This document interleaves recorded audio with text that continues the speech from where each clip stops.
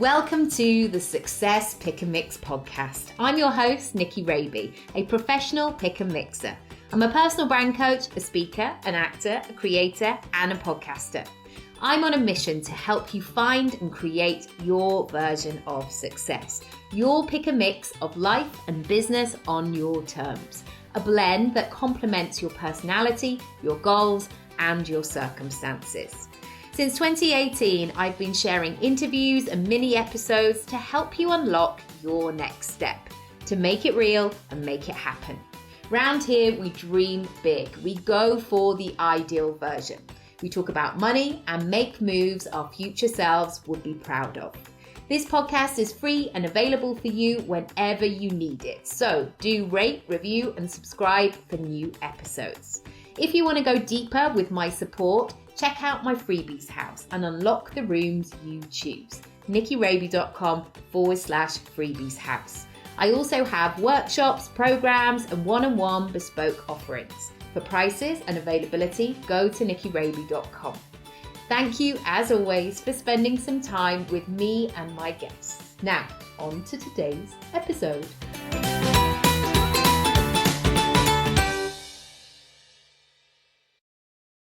In today's episode, I interviewed Dodd, who I adore, if it's not clear from the episode. We chatted for absolute yonks because there was so much to say. I mean, we talk about money, we talk about women, we talk about the 90s, we talk about moving into new spaces and new places. We talk about giving ourselves permission for what it is that we want and who we are in the world. And it's a juicy one. It's a juicy one. And it's a conversation that I won't forget for a while. And even though I recorded it this morning, there have been so many times during today where I've gone, oh yeah, oh yeah, oh yeah. So I hope you have some of those light bulb moments as well. If you do, share them with Ray and I. If you like the podcast, you are also welcome to buy me a coffee.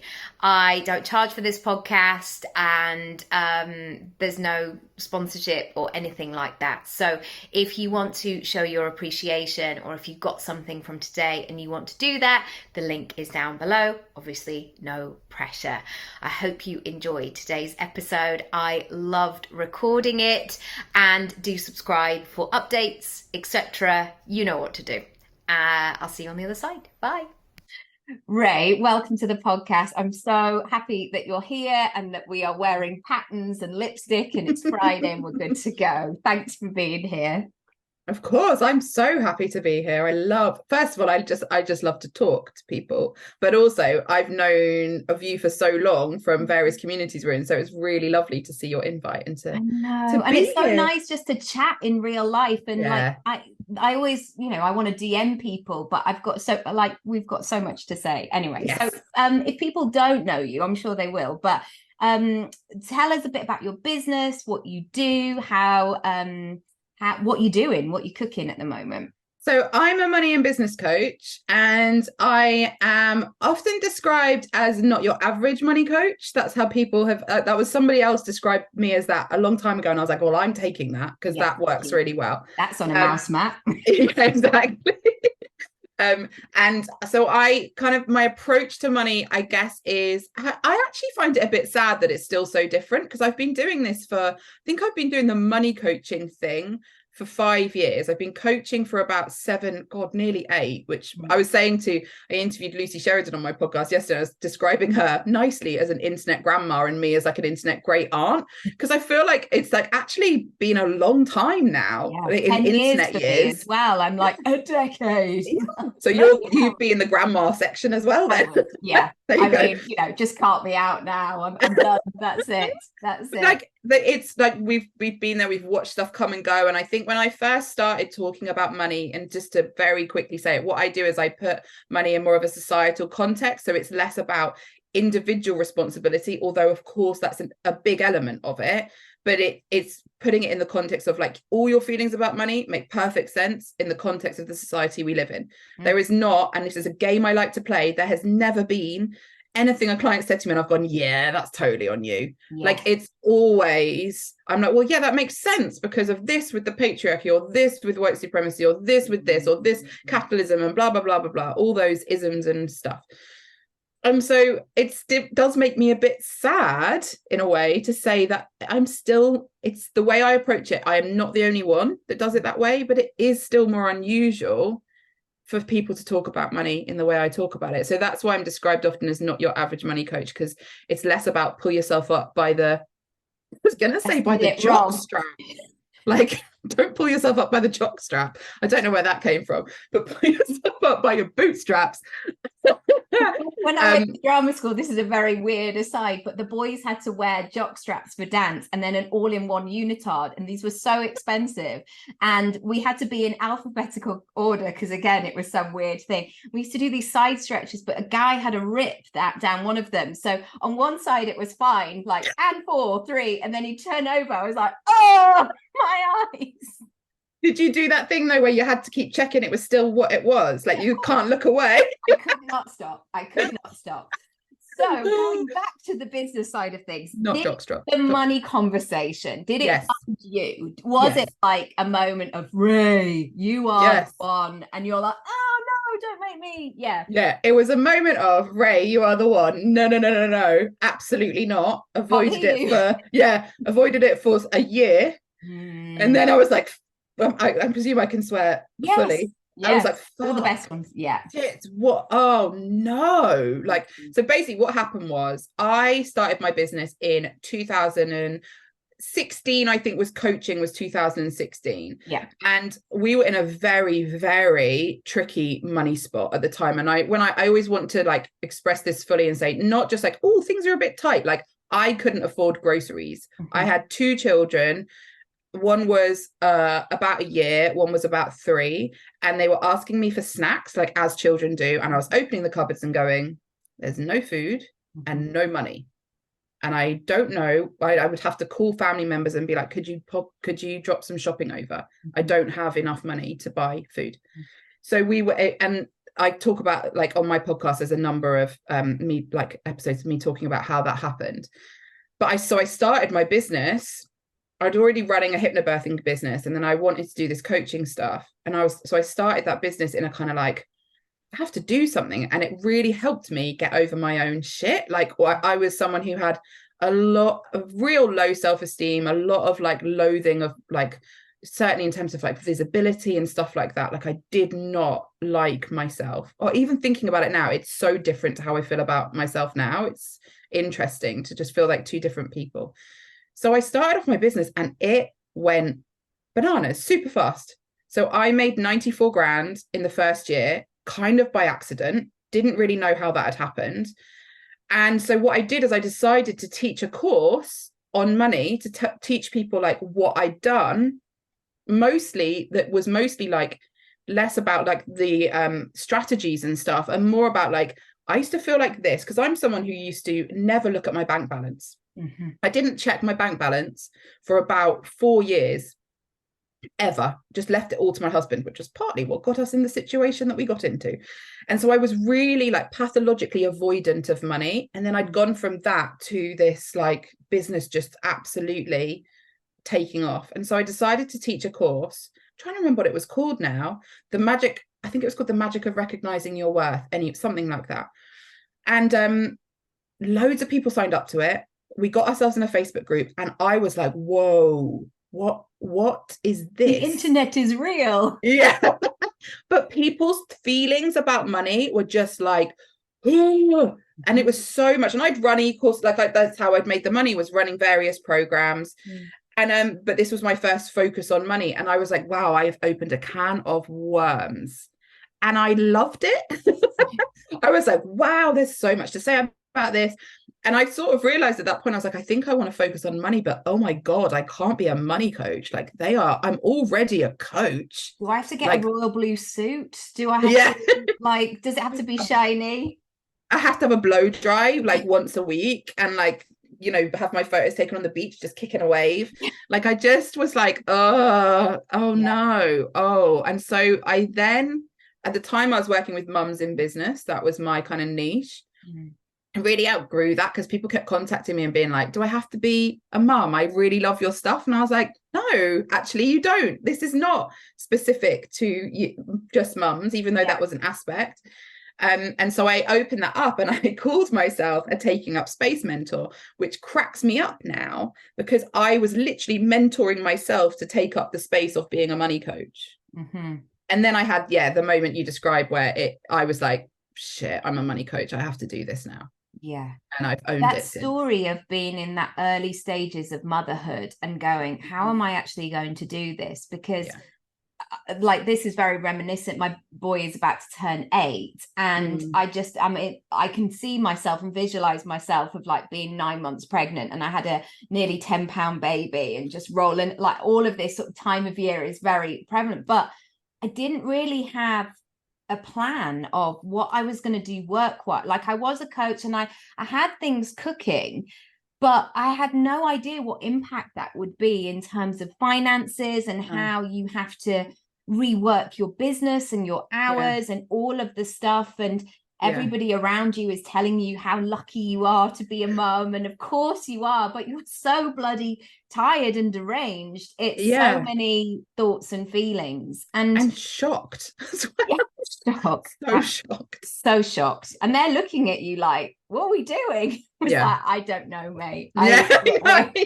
We're gonna figure it out. We're gonna try. There's so many pictures of me and him just like sitting in the bed, like, here we are, what we're doing. So how did that process happen to, I guess, where you are today, and how have you made those moves in terms of your business, where you have got to that point where you go, I'm good, I know I'm off, I've got that momentum, things are moving, shaking. What sort of things did you put in place that gave you those moments of, let's go?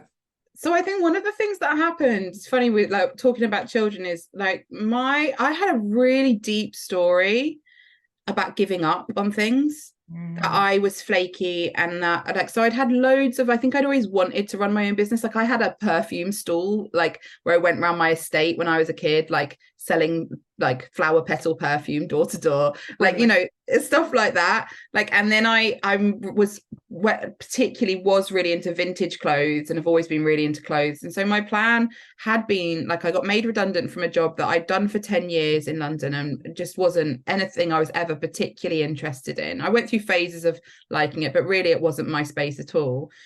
And then my plan was to run like a vintage shop.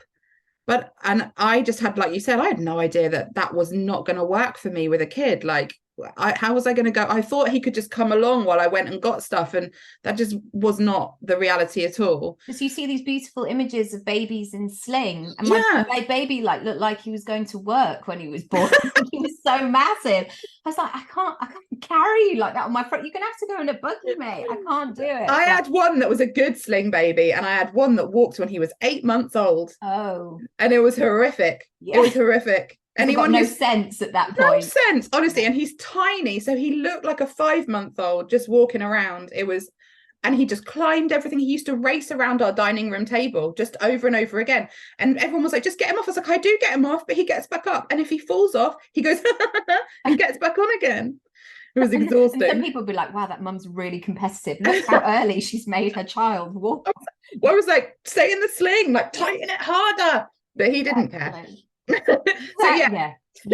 And I think there are those moments where you slide down a radiator, you have a big cry, and you're like, this is not going to work. And I was saying this to somebody earlier, is that sometimes in those moments you can live in that moment of like, why me? Almost go into that victim in that story, like, I think I've messed it all up, and it's so much shame and all of that stuff. Or you can say, well, what am I going to do next then?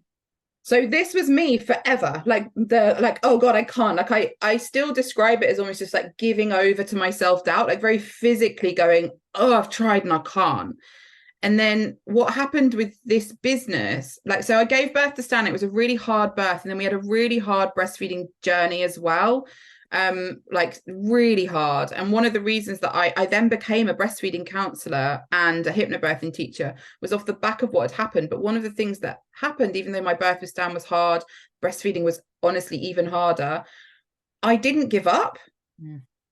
I do say to myself, you couldn't really give up, right? Like mid-birth, even though I literally said, he was like crowning, and I was saying to the midwife, like, I want a cesarean now, I've changed my mind. And this they were like, vehicle is reversing. I was like, I don't want to do it. But I know I couldn't physically give up the birth, really, but it felt like I could, and I kept in it and did it. And I was so amazed with myself. I was like, wow, that was really hard, and you did it. And then with the breastfeeding, I think the birth kind of helped me be like, no, I'm not giving up on this. And I possibly should have done it stages. Like, it was really difficult, but I didn't. And so that was the first time where I was like, I committed to this thing and I've seen it through. And it really changed how I thought of myself in so many ways. And then when it came to this situation we were in our lives, like a money situation, and I had this idea that I felt really like I had that. The other thing I think that motherhood can do is activate that intuitive knowingness in you. Like, you can feel like you're more in contact with that. And I definitely felt that. And I felt like, I think I need to do this. I had this deep sense that I still have. I was like, I think I'm meant to make a lot of money.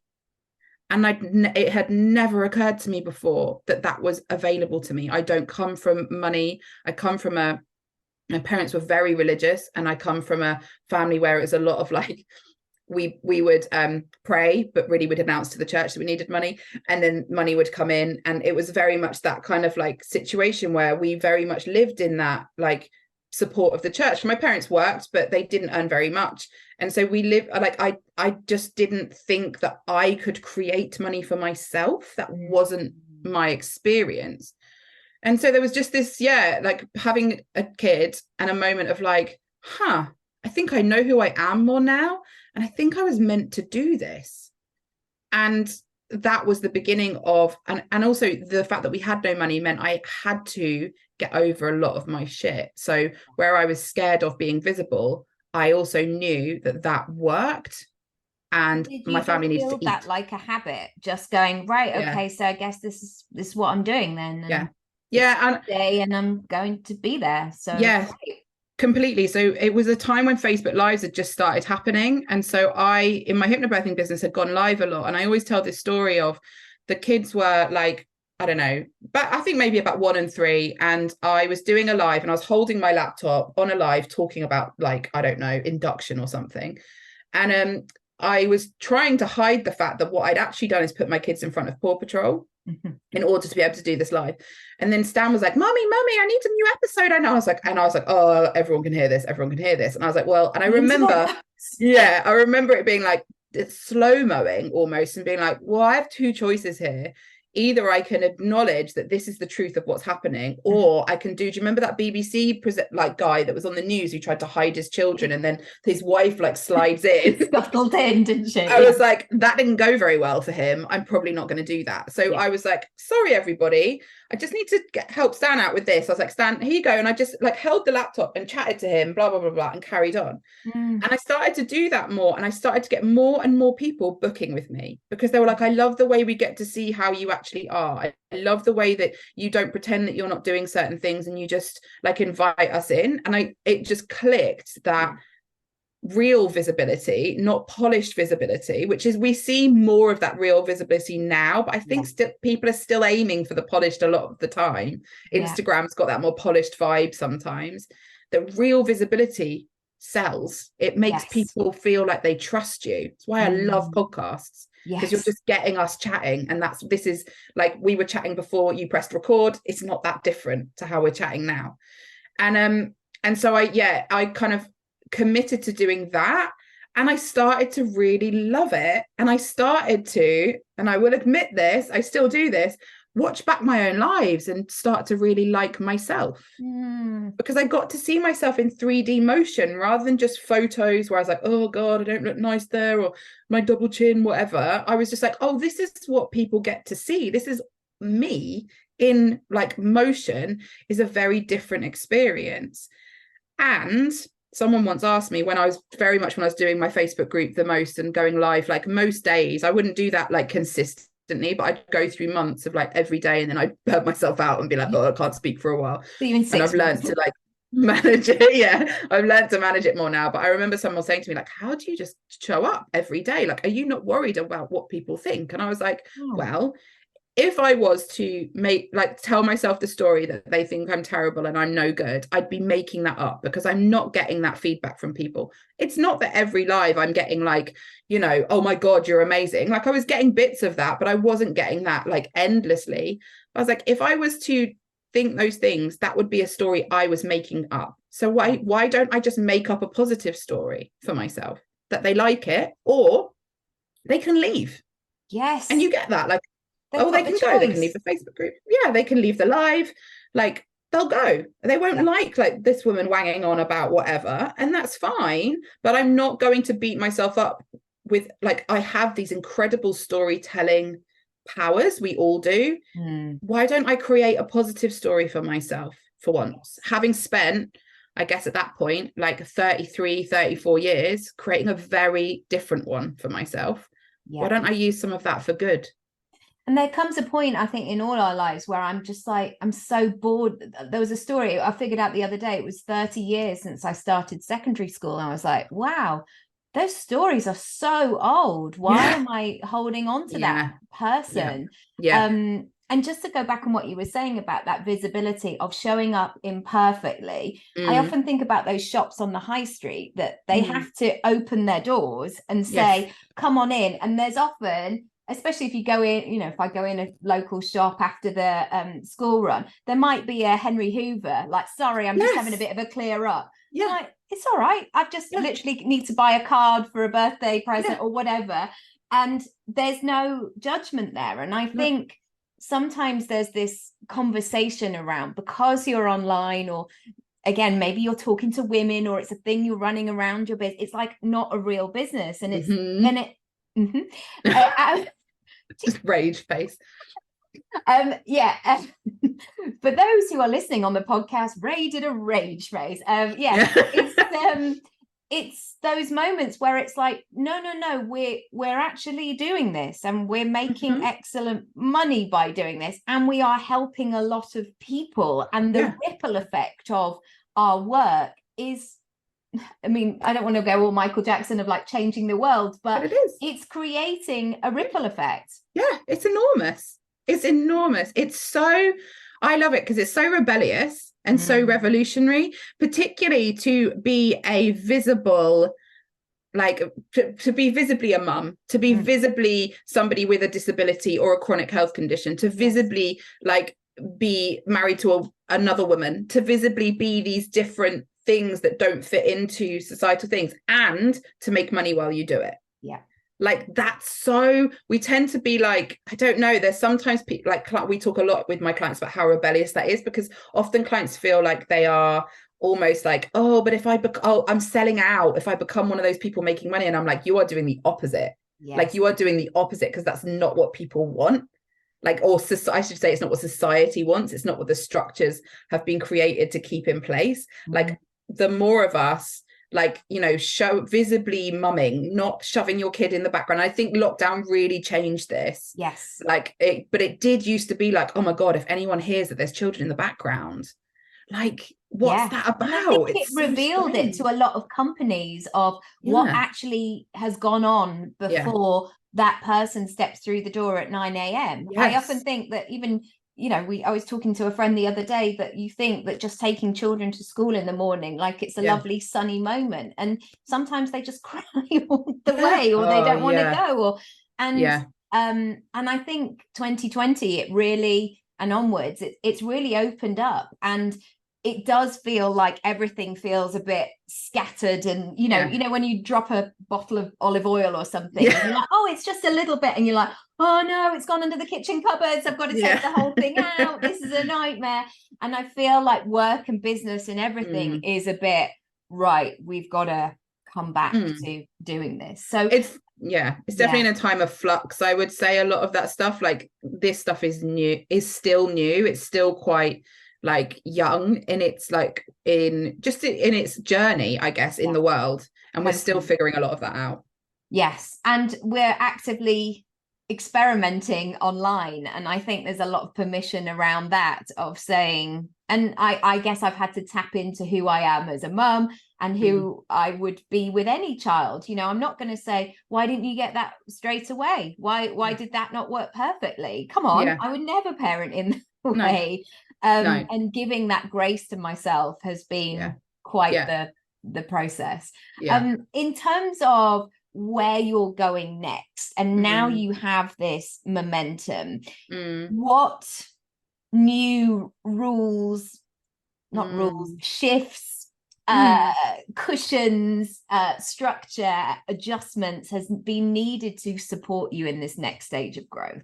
So it's really interesting that you talk about that, because I've been talking a lot about this like in my programs behind closed doors, but for the last couple of years, really, I think like a lot of people in the online space, the online coaching space, 2020, despite what the fears were in like February, March of 2020, was a real boom year for my business. Me too. And it was kind of like amazing and overwhelming. And then mid 2021, I was like, oh, this is not the same. This is not, I'm not sustaining this. I know some people did, but I obviously don't have the structures in place. And I think I was a bit burnt out for quite a while. And for a long time, I'd look into the future of my business, which used to be like technicolor. I'd be like, I'm going to do this, I'm going to do this.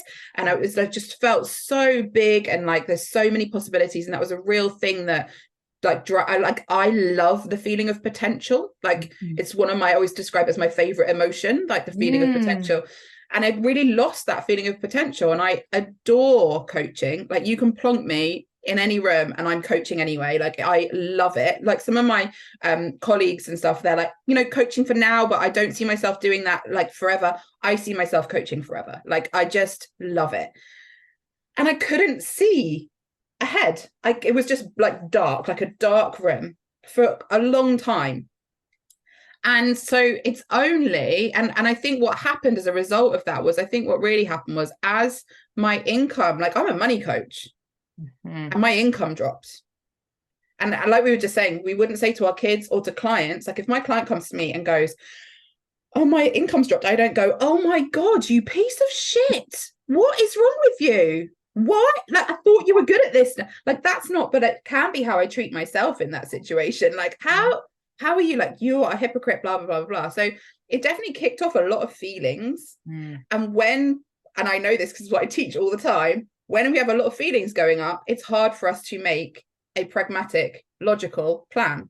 And so it's not surprising to me that and essentially it was a lot of trauma and a lot of healing that needed to be done, that I couldn't see the future particularly. And it's only in the last 6 months, I would say. I've also had a lot of stuff go on this year. So people that follow will know my dad was diagnosed with cancer in November last year. He died in June. So there was also that kicking off alongside everything else, and had quite a complicated relationship with him. So that's like makes it easier and not easier at the same time. Like it's a complicated thing. So it's only in the last few months that I've gone, wait a minute, I see my business again. I see what I need to do. And what's super interesting to me, and also nice because it just backs up what I teach. It's always nice when you're like, oh, phew, I teach that. I was right, thank God. Is as my feelings have become less tangled up in me, and as I'm able to separate my business from my emotions, I can see the steps for my business that are very practical, pragmatic steps. Yes. Does that make sense? Yes. That you're building a relationship with your business, rather than being like, la la la la la la, I'm gonna put a wash on, you know, and that's the double-edged sword of being able to work from home, being able to work flexibly. That I was saying to my partner, for the last 8 years, I felt like all tabs had been open at all times. And if somebody had seen my desktop version of my brain, they'd be like, this needs a software update. This is something that's happened. And of course, when my daughter went to school, the second week I got the lurgy, was gifted 2 days in bed. And it was exactly what I needed, because you have to slowly rework how this is going to go and go forward. And yes, I think that's something else that's not mentioned alongside business and this outward positivity and abundant life living, that sometimes we have very real stuff going on behind the scenes that are completely and utterly separate from our business and require a very different version of ourselves. Yeah, but we make it about, we just really conflate the two so heavily. So it'll be like something like for example, you might launch a product and it doesn't sell well, and rather than going, okay, pragmatically, what went wrong there, or what was off with my messaging, or whatever it was, and maybe what was off, like, did I really not believe in that, was there issues in that, we tend to go, oh my god, I'm so bad at this, no one ever likes what I do, and then we spend all that time blaming ourselves, like kind of, and this sounds a bit mean, but like nasal gazing a little bit, and then we don't actually address the issue. So one of the big things for me has been realizing how much I've run my business, and this makes lots of sense with how my business took off.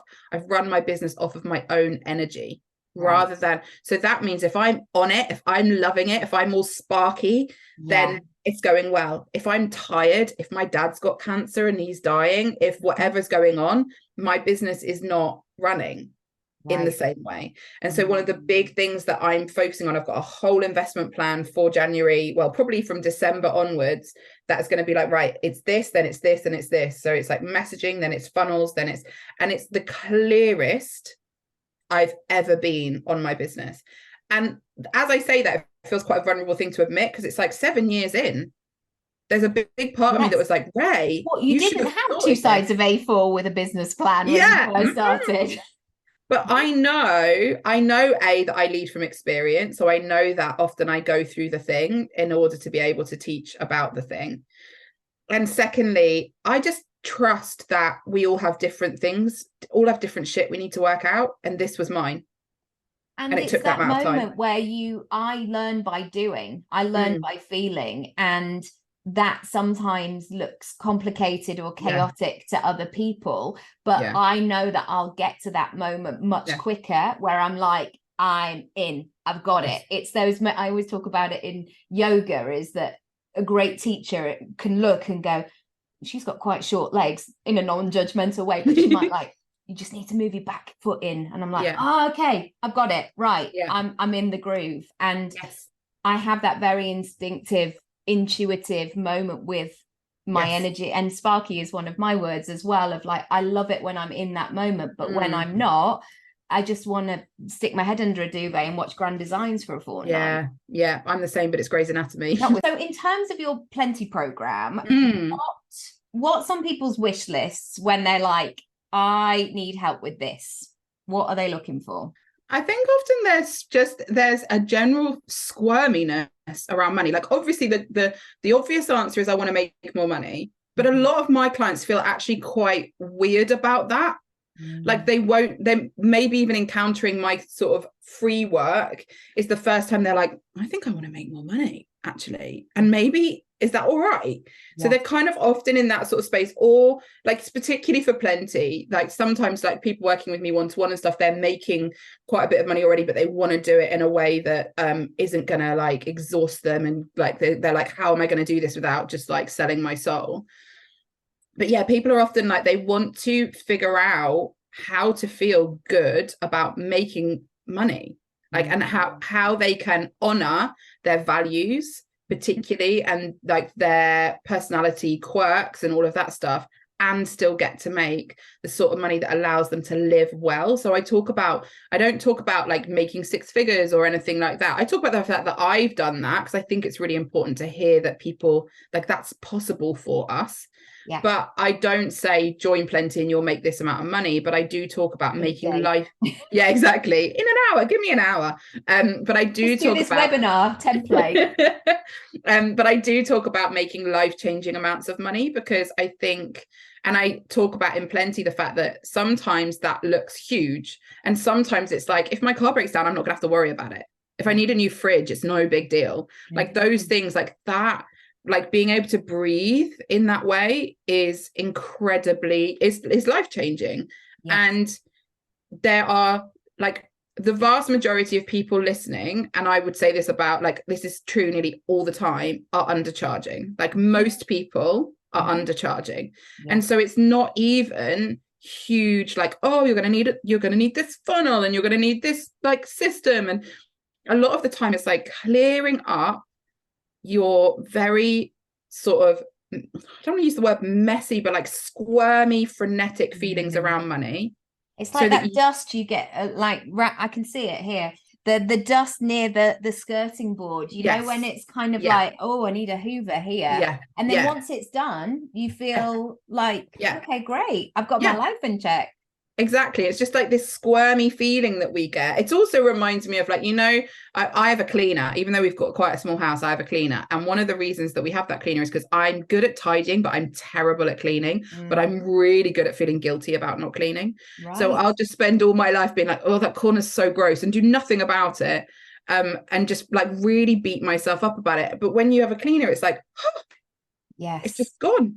That feeling of like, I never do it. And so it's just that thing of like having to like, and I don't do that for you, but I'm alongside you as you do it, like cleaning that up so that you know what you think about money, and you're no longer running on what everyone else tells you you're supposed to think or anything like that. You can trust what you know to be true for you in your own circumstances, and make money from that place creates just a much happier human, but B, someone who makes more money, because they're not so conflicted, and they're not sort of running on these conflicting beliefs or commitments that often come up, where we both want to pay our bills and provide for our family and not be a rich asshole. Yes. And not be a massive dickhead and not manipulate people. And when we believe that people who make money do those things, we subconsciously either curb ourselves or stop ourselves just showing up and being ourselves and welcoming in the money around that. It doesn't have to be such a big deal.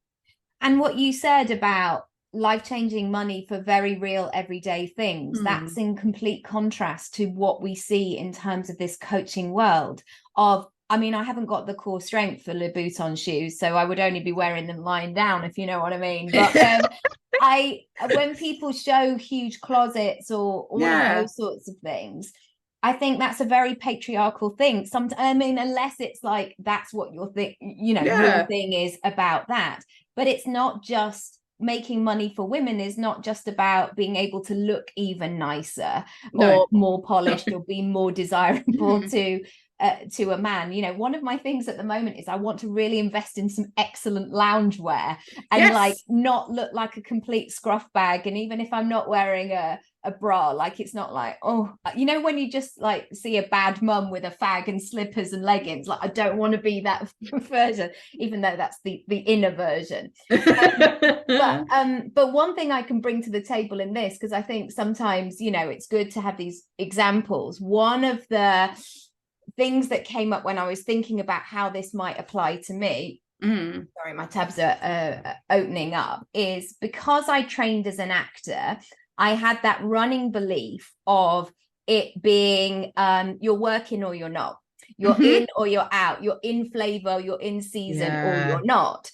And what I found was that I'd have really, really excellent months. And then I felt like I was kind of starting again and going, oh gosh, right, I've now got to find the next thing. Yeah. And that meant that I didn't put things in place because, and again, my energy worked in a weird way where I felt like I was jumping around or like scrabbling and going at zero and starting from the beginning.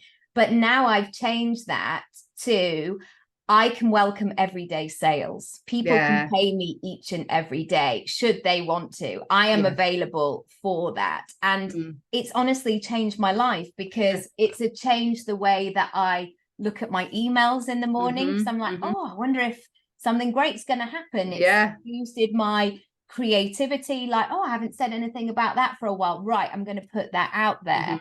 And yet, as we talked about these layers of healing, I still have a bit of a starving artist thing. Like, how dare I do what I love so much and get paid so well? Yeah. And I think that's one of the big things as well, isn't it? Is one of the big conditionings is that making money has to be hard work. And if it's not hard work, either you are entitled and you're having it too easy, or you're lazy and you're not going to get it. And so that's the other thing with some stuff like that, where we actually keep it hard work for ourselves, because that's our brain's very comfortable and believes that's what creates not just money, but like legitimate money, like well-earned money. And so we don't want to do things like you've just described of like, well, what if I made money every day? Like our subconscious is like, well, that would make it easier. And that is either ethically wrong or literally will lead you, like in our brain, we're like, yeah, but hard work's what makes money. So we can't make it easier for ourselves. So, and then, starving artists, my God. I mean, all industries have their money stuff. Like they really do. It's the charity sector, sweet Lord, huge money stuff goes on in there. Like all different, like loads and loads. Coaching, therapy, actors, therapists. We're just lucky to be here, you artists. know. Like exactly. I had that for so many years because I couldn't believe that I had left my town and actually done it, because I didn't know any actors when I mean, this was a silly move, really. I'd never met an actor who actually had made any money from acting before I became one. So I was the first person essentially that I met, which was odd and weird to talk about yourself in that way. But I spent the first couple of years absolutely blown away the fact that I'd done what I'd set out to do. Like I couldn't believe I'd made it. I was like, it was I left and then, of course, you know, I'd get so blown away the fact that people were like, we can't pay you, but we can give you a sandwich and a cup of tea. I was like, oh my God, thanks so much. And then I was like, I'm not even going to ask what kind of sandwiches. And then you'd be like, oh no, it's egg, but it's a free sandwich. Fantastic. Thank you so much for the opportunity. And I think that's as well what you're describing is like a microcosm of the like general experience of so many women. Of like, I'm so lucky to be here. Like I and mums is a good example. Like, oh my God, I get a job that I can work around my children. I'm so lucky.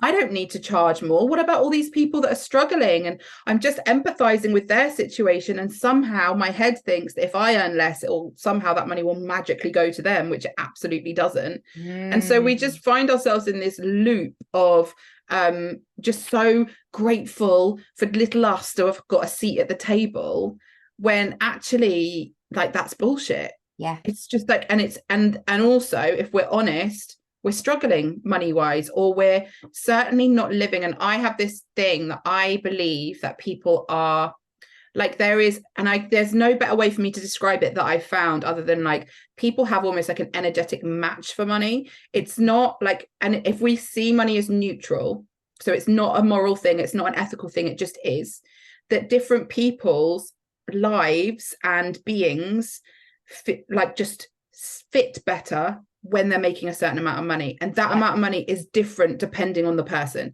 So for some people that might be 50 grand, and some people it might be millions, and neither of those is better or worse. It just is. Just a bit like, you know, certainly like in some relationships, it's just like a good match of the two people. Like it's not that person's like the better human, it's just that the two of you complement each other for whatever reason. It's like when people say, oh, this is the best husband in the world, or the best mum in the world, or whatever. And it's like, no, just in your family. It's not a competition. We don't have to. And also going to be a wrestling match of the best husband. But also then they'll describe stuff that I'm like, oh, that sounds awful. Like they do that. And so, isn't it funny, once you do that work of being really intuitive, like you were saying about where you need to go in terms of systems and really feeling into it, I become so like, oh, it's this or it's that. Oh, no, it's not that. And I am quite abrupt in my house of like, oh, no, Do you want this for dinner? No. I was like, oh, and then again, oh, I should be grateful somebody's cooking me dinner. But exactly, yes. exactly. I was talking about this in a live this morning. Like, we have to remember that particularly women are conditioned from early on that some of our most basic desires are not to be trusted. And by basic desires, I mean eating. Like, we are told from early that we should, like, and I grew up in the 90s, as I know you did as well. Like, I grew up in the 90s where it was like there was a different diet every week that you could go on. Like, there's a comedian that talks about how we were convinced that if you only ate, like, I can't remember how much Special K it was, that you'd go down a dress size. Like, I used to go to sleep early because I was so hungry. Yes. And I was like, well, I'm not hungry, I'm just bored. I'm like, that's what it is. So I'll just go to sleep so that I can, and like, so we're not trusting our most basic desires, and then sexually as well, that would make us slutty or whatever it is. And so that then feeds into what we want elsewhere.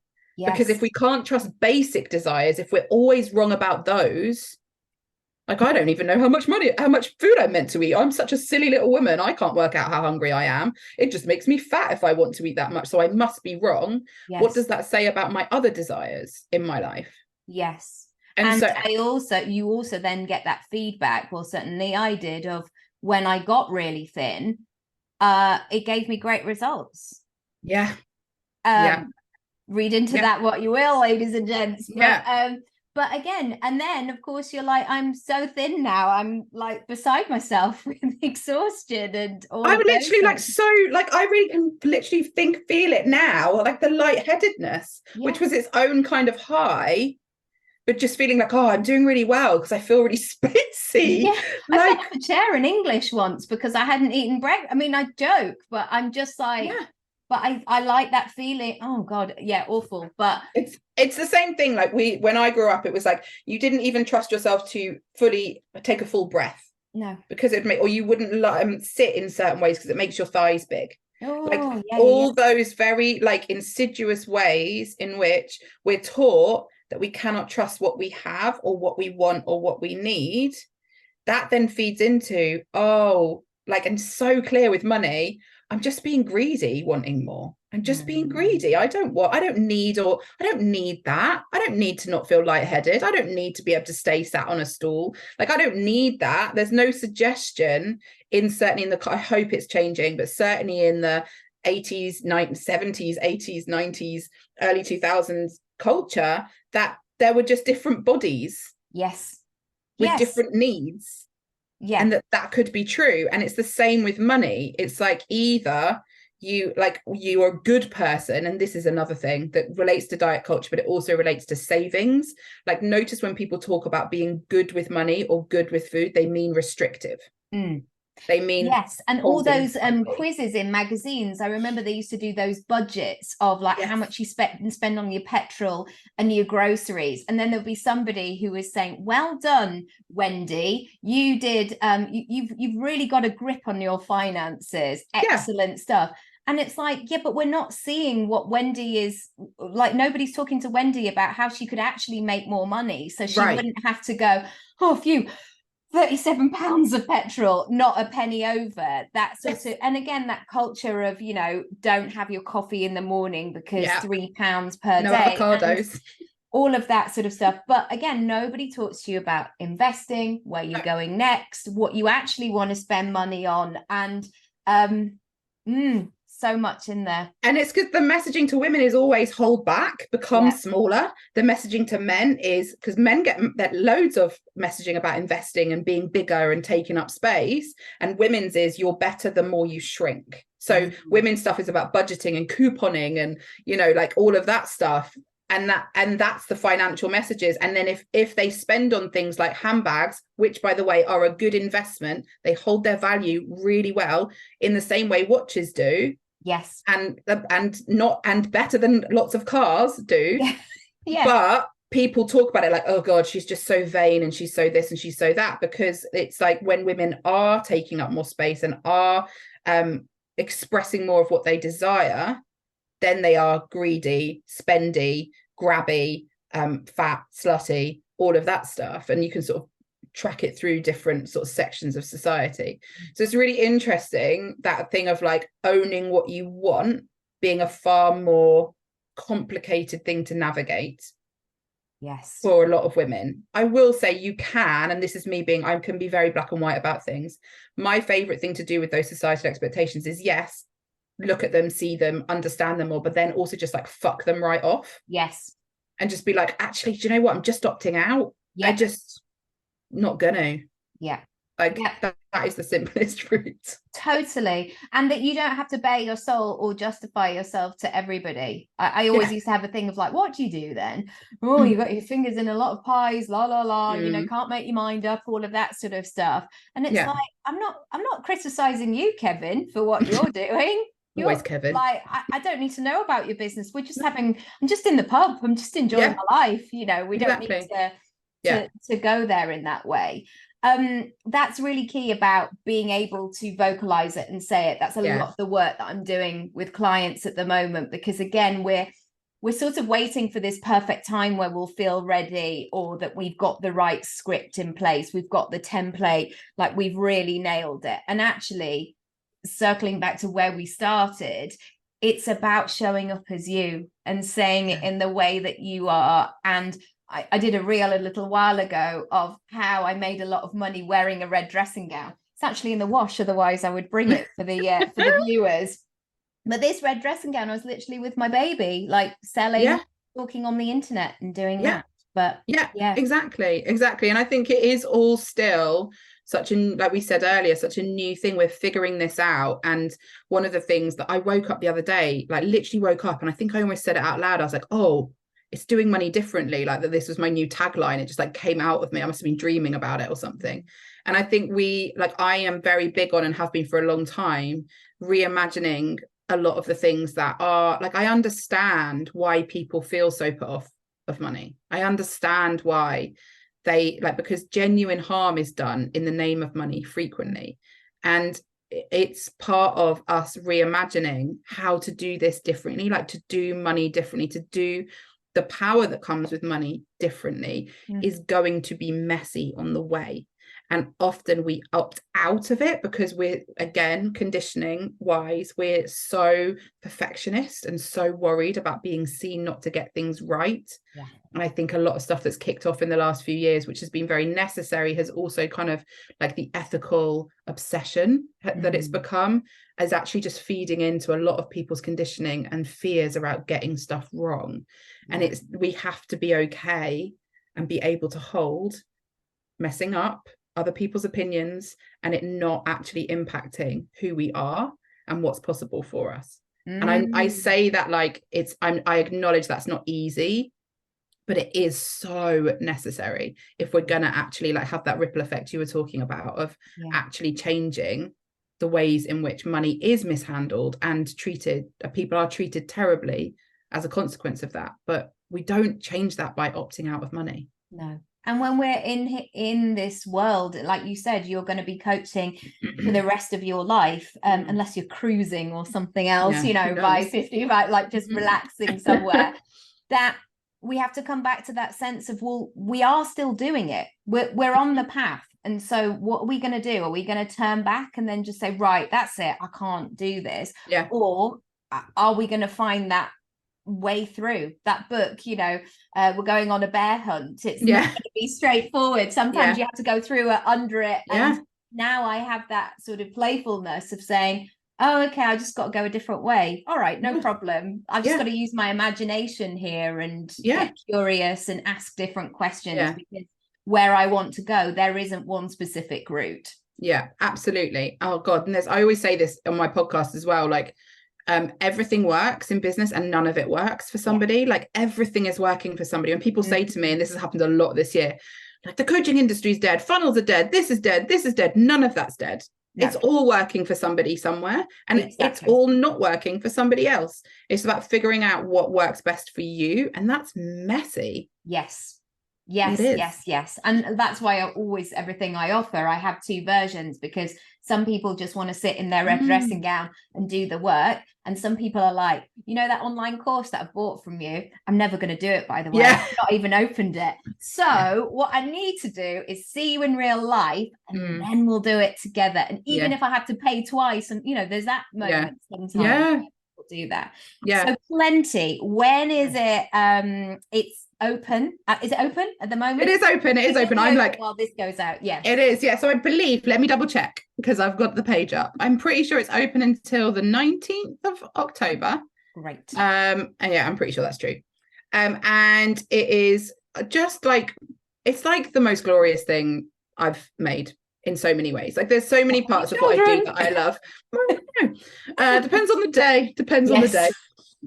But in terms of my work, but it's a lifetime access course, so people join because money is not. I used to run it and it would be, I think it used to be like anywhere between 8 and 12 weeks is what I'd run it in the past. I always wanted to do it so that people joined and then they were just in it.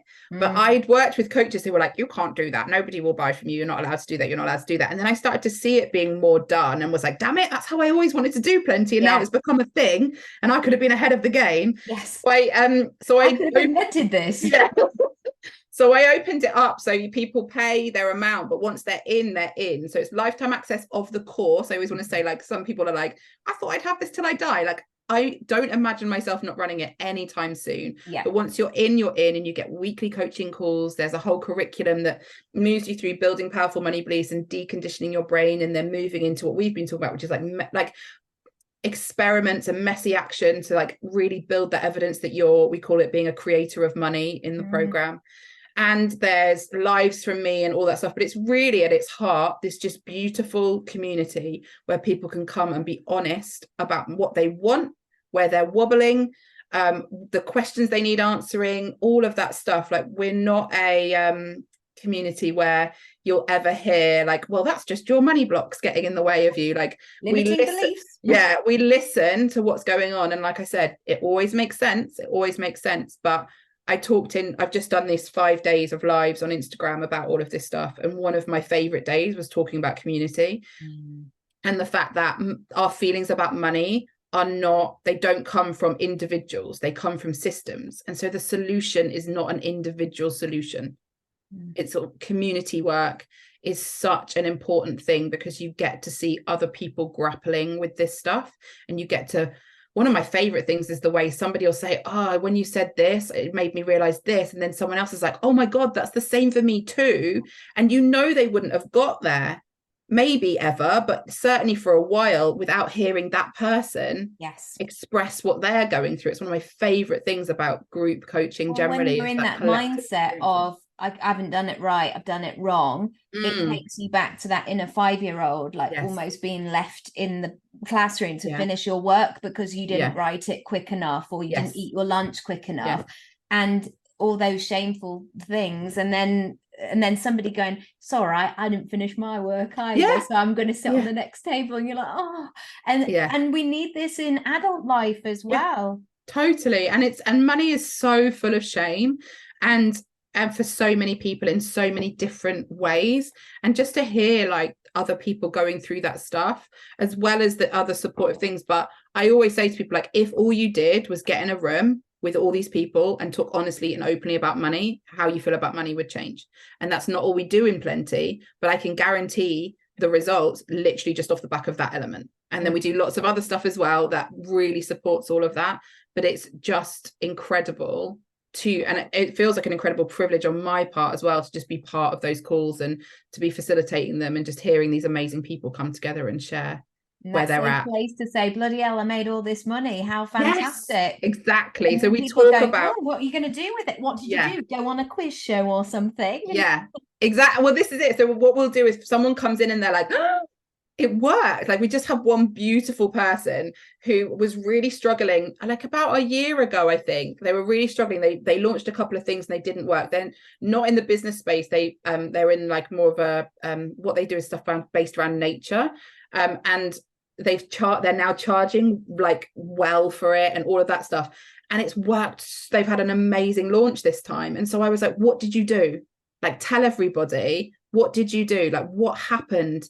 Like, because we know that you were here because you were bringing those struggles to the group, and now you're here. So there's also that, like, whenever someone's like, this worked, I'm like, tell us what happened, share that with the group. And I am honest, like I'm unfiltered it's a problem. So you're always also going to hear the background of what's going on for me as well. Like, I try and be as honest and really do the leading from alongside people, rather than it being this, I'm very into trying to dismantle the power structures around money and stuff. So it's all very much like that perspective with things as well. I love it with the nature thing. Turns out money does grow on trees. I know, but it's this thing that people say all the time. They're like, oh, but only business coaches make money and blah, blah, blah, blah, blah. There was a time when my top earner was a farmer. Like, it is not true. It is not true. And it's such an unhelpful belief that people hold. So I always like to point out when I've got people like really smashing it who are in a cost of living crisis, people are buying nature stuff, not just how do I make more money stuff. Totally. And you know, all of the shit that everybody bought in the pandemic because they wanted, you know, to do stuff. And also all the great stuff as well. Yes. Obviously. Where can people find you? How can they sign up for Plenty and join the community and make loads of money? Make loads of money. So it's the best place to find me is generally either on Instagram. I'm Ray _Dodd on Instagram. Or on my newsletter, which you can find via my Instagram, but my website is raydodd.co.uk. And that's where I spend most of my time. I've just resurrected my Facebook group as well. That's called the Moneymakers Community, which I closed a while ago, but I just think that we need private, I mean, I say private spaces, it's 2,500 people, but, you know, more private spaces to talk about money and safe spaces. And I think that Instagram doesn't quite let us do that because we're aware everything we're saying is seen. Totally. So I've brought that places back. where you can have a bit of a sign saying no knobheads, you know. Yeah, exactly. Sort of, and your podcast as well. Yes, and my podcast. God, there's all sorts going on. I want to be pageant mum then. Come on, Ray. Come on. That is called Real You, Real Money, and comes out every week on a Wednesday or Thursday generally. Amazing. Well, thank you. I love this chat. I'm going to go and make loads of money. I'm going to have a nice lunch and I'm going to live my best life. But no, I'm such an admirer of your work. And it's just been so brilliant to chat with you today. Thank you. Thanks for having me on.